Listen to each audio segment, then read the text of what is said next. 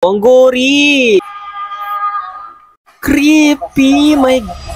Ang daming mga interesting, guys, na mga horror film or movies ang Pilipinas na pag pinanood mo yung trailer, napakaganda. Pero kapag pinalabas na sa mismong sinehan, tsaka tayo parang magiging expectation versus reality na sinasabi natin. But for today's video, guys, another movie na naman ang gagawin natin ng reaction videos. Grabe yung mga reaction ng tao dito sa social media no? Grabe yung reaction nila.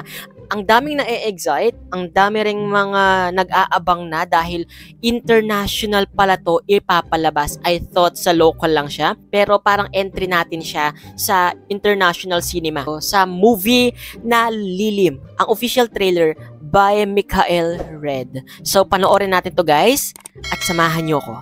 Tignan natin at i-judge natin to. Let's go! So, ito na, guys, ang Lilim under or papalabas pala siya sa IFFR 2025. Ready na ba kayo? Let's go.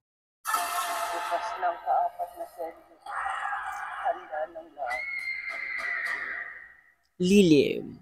So, okay.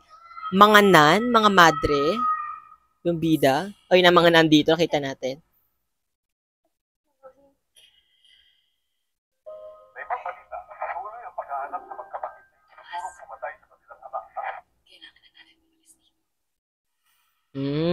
Okay. Mga paliblib na lugar ulit.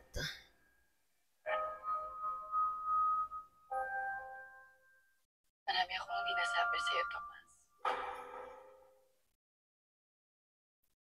Ang creepy talaga kapag religious theme yung nakikita natin, no? Heaven. Oh. Okay, effective yung mga pa-suspense nila dito. Ang lugar na ito, maraming mga Ay, okay. Alam mo yung nag-viral na na itsura ni Riza dati, na kalbo siya. For this pala yun? For this movie pala yun? Okay.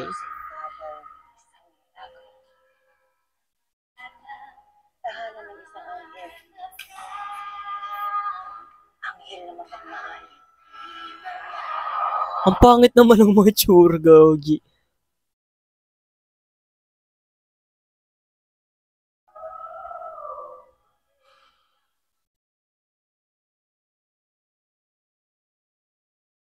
My God. Dahil ang mga anghel, hindi naman nananakit.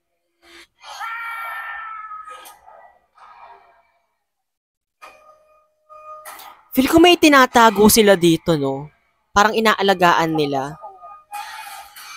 Oh! Ang gory! May gory! Oh my God! Tayo dito. Creepy! My... Tandaan ng lahat.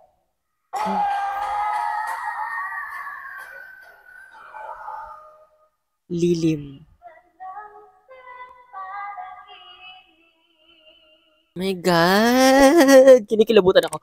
Oh! Yun na! Grabe yun! Okay. Okay. Uy, yung nasisense ko dito sa Lilim. Ang creepy niya, Gagi. Bigla akong kinilabutan. Okay, much awaited to, guys. Gusto kong panoorin to. Sana maipalabasin nila locally after ng kanilang premiere internationally, no? My God, mukhang maganda to. Ang nakikita kong kwento niya na parang naligaw yung dalawang magkapatid, which is si Heaven tsaka yung bata. At the same time, mapupunta sila sa parang old para pupunta sila sa simbahan. And doon sa simbahan na yun na maraming madre, may tinatago sila. Yung simbahan na yun, may tinatago sila. Lahat ng tao doon, may tinatago sila. And doon, parang inaalay yata nila yung mga batang kalbo. Doon sa creature na parang inaalagaan nila sa lilim, sa ilalim. So, parang ganun. Interesting, guys. Ang daming question and may mga plot na ako nakikita sa patutungan ng kwento niya pero need pa natin na confirmahin yon. And ayun guys, kayo, nag-enjoy ba kayo? Natakot ba kayo? Nagulat ba kayo? Ano guys yung reaction nyo sa movie or sa official trailer ng Lilim? Let me know guys in the comment section. Syempre guys, kung hindi ka pa rin nakasubscribe sa channel ko, don't forget guys to hit that subscribe button ha, and that notification bell para lagi kang updated sa mga videos na i-upload ko pa. This has been CJ guys, your man of letters. Stay safe and stay motivated. Thank you for watching guys. Bye!